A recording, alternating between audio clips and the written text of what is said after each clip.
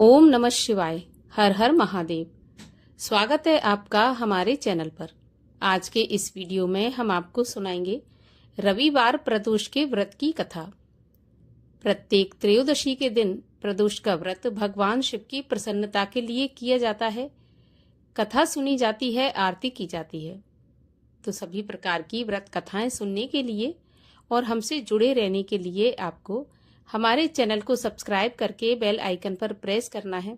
और आज की ये वीडियो अच्छी लगे तो लाइक करके शेयर अवश्य करिए, साथ ही कमेंट में अपने विचार भी अवश्य लिखिए। तो चलिए अब हम शुरू करते हैं रविवार के प्रदोष के व्रत की कथा। एक समय सर्व प्राणियों के हित के लिए परम पावन भागीरथी के तट पर ऋषि समाज द्वारा विशाल गोष्ठी का आयोजन किया गया। विज्ञ महर्षियों की एकत्रित सभा में व्यास जी के परम शिष्य पुराण वेत्ता श्री सूत जी महाराज हरि कीर्तन करते हुए पधारे। सूत जी को देखते ही शौनक आदि 88,000 ऋषि मुनियों ने खड़े होकर दंडवत प्रणाम किया। महाज्ञानी सूत जी ने भक्ति भाव से ऋषियों को हृदय से लगाया तथा आशीर्वाद दिया।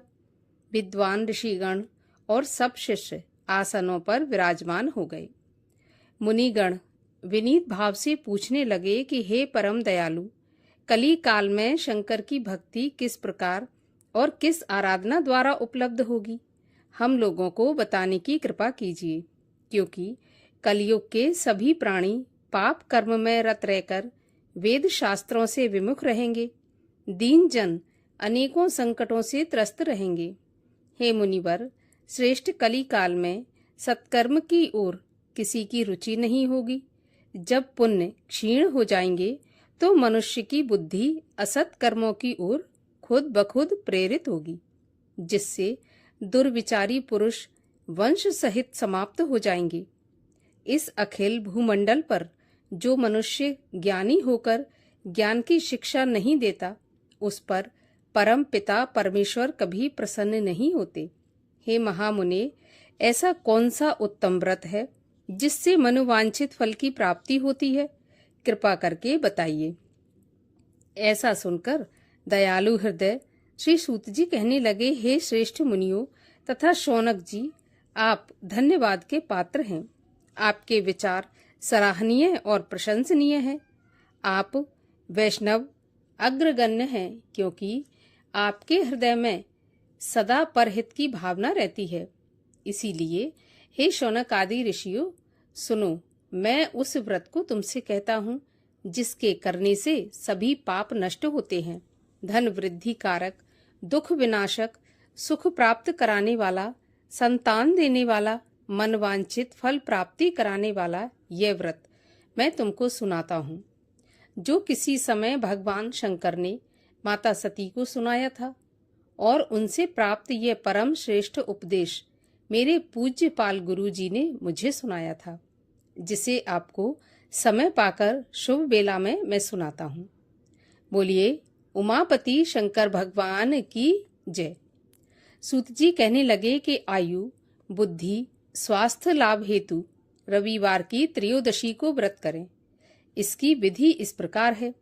प्रातःकाल स्नान करके निराहार रहकर शिव ध्यान में मग्न हो शिव मंदिर में जाकर शंकर जी की पूजा करें। पूजा के पश्चात अर्धपुंड त्रिपुंड का तिलक धारण करें। बेल पत्र चढ़ाएं। धूप, दीप, अक्षत इत्यादि से भगवान का पूजन करें। इसके बाद किसी ब्राह्मण को भोजन कराकर सामर्थ्य के अनुसार दक्षिणा दें। तत्पश्चात मौन व्रत धारण करें। व्रती को सदा सत्य भाषण करना आवश्यक है। हवन आहुति भी देना चाहिए। इससे अभीष्ट फल की प्राप्ति होती है। व्रती पृथ्वी पर शयन करे, एक बार भोजन करे, इससे सर्व कार्य सिद्ध होते हैं। श्रावण मास में तो इसका विशेष महत्व है। यह सर्व सुख, धन, आरोग्यता देने वाला है। यह व्रत सब मनोरथों को पूर्ण करता है।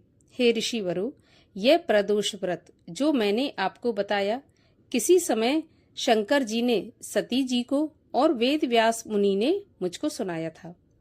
शौनक आदि ऋषि बोले, हे पूज्यवर महामते, आपने यह व्रत परम गोपनीय, मंगलप्रद, कष्ट निवारक बताया है। कृपा करके यह बताने का कष्ट करें कि यह व्रत किसने किया और उसे किस फल की प्राप्ति हुई। तब श्री सूत जी बोले, हे ज्ञानियों, आप शिव के परम भक्त हैं। आपकी भक्ति देखकर मैं व्रती पुरुषों की कथा कहता हूँ। एक गांव में अति दीन ब्राह्मण निवास करता था। उसकी साध्वी स्त्री प्रदोष का व्रत किया करती थी। उनके एक ही संतान थी जो कि पुत्र था। एक समय की बात है कि वह पुत्र गंगा स्नान करने के लिए गया। दुर्भाग्यवश मार्ग में चोरों ने उसे घेर लिया और कहने लगे कि हम तुझे मारेंगे, नहीं तो तू अपने पिता का गुप्त धन बता दे।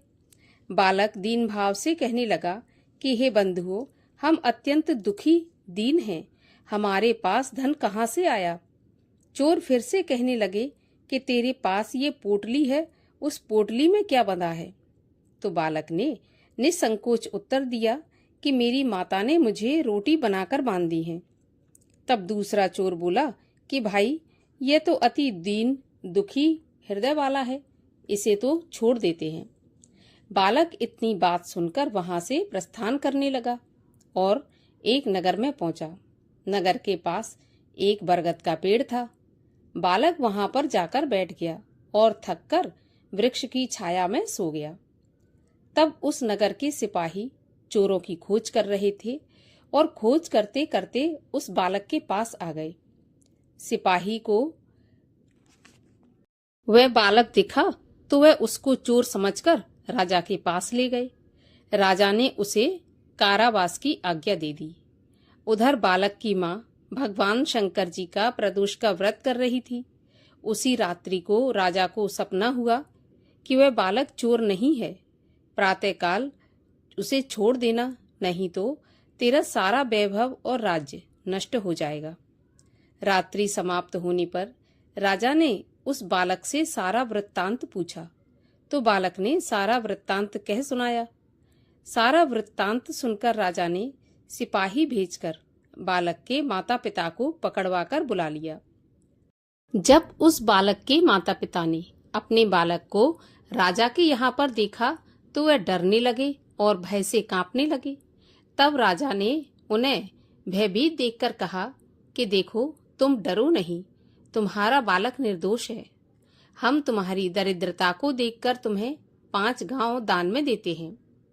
भगवान शिव की कृपा से ब्राह्मण को 5 गांव दान में मिले, जिससे ब्राह्मण का समय सुखपूर्वक व्यतीत होने लगा। इस प्रकार जो भी कोई इस व्रत को करता है उसे सदा आनंद की प्राप्ति होती है और भगवान शिव की कृपा से उनके सारे कष्ट दूर हो जाते हैं, जैसे इस ब्राह्मण का कष्ट भगवान शिव ने दूर किया। जो भी इस कथा को पढ़ता है या सुनता है उसके सभी कष्ट दूर होकर सभी मनोकामनाएं पूर्ण होती हैं। बोलिए शंकर भगवान की जय। आइए अब सुनते हैं भगवान शिव की आरती। ओम जय शिव ओमकारा, स्वामी हर शिव ओमकारा, ब्रह्मा विष्णु सदा शिव अर्धांगी धारा। ओम जय शिव ओमकारा, एकानन चतुरानन पंचानन राजे, हंसासन गरुड़ासन वृषवाहन साजे। ओम जय शिव ओमकारा, 2 भुज 4 चतुर्भुज 10 भुज ते सोहे, तीनों रूप निरखता त्रिभुवन जन मोहे।